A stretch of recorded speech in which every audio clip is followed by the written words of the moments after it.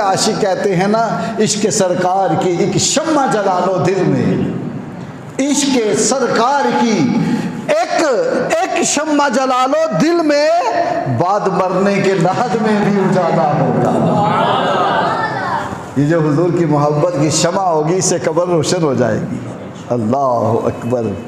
میرے کریم آقا صلی اللہ علیہ وسلم کے عاشقوں نے، حضور کے غلاموں نے بڑی محبت کا اظہار کیا۔ حضرت رافع اور سمرہ بنت جندب رضی اللہ تعالیٰ عنہ، یہ بچے ہیں اور انہوں نے نا بڑے اصرار کر کے، بڑی کوشش کر کے حضور سے اجازت لی تھی غزوے میں شامل ہونے کی۔ کیوں؟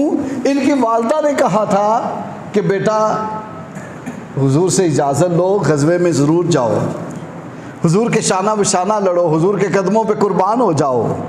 اللہ اکبر۔ مائیں نیک ہوتی ہیں نا، مائیں اچھی تربیت کرنے والے ہوں، مائیں دل میں عشق مصطفیٰ کی شمع جلانے والی ہوں، ماں اللہ کی محبت کی باتیں کرنے والی ہوں، اللہ کے رسول کی باتیں کرنے والی ہوں، تو بیٹے جو ہوتے ہیں وہ عاشق پیدا ہوتے ہیں۔ اللہ اکبر۔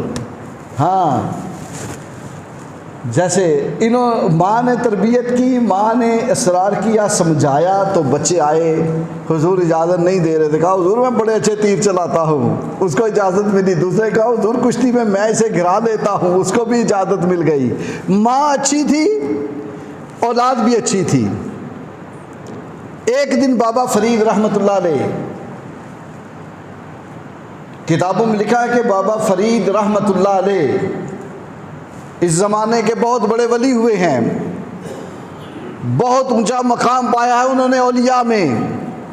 وہ بڑے خوش تھے اور ایک دن کہنے لگے امی میں بڑا خوش ہوں کہ جب سے میں نے ہوش سنبھالا ہے آج تک میری تہجد کی نماز قضا نہیں ہوئی، کبھی تہجد بھی قضا نہیں ہوئی۔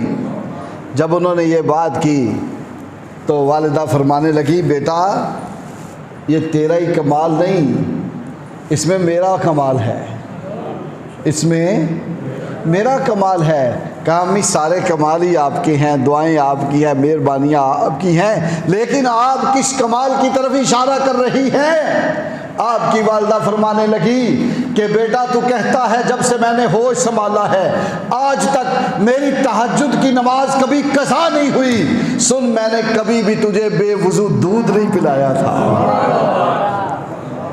اللہ اکبر، اللہ اکبر۔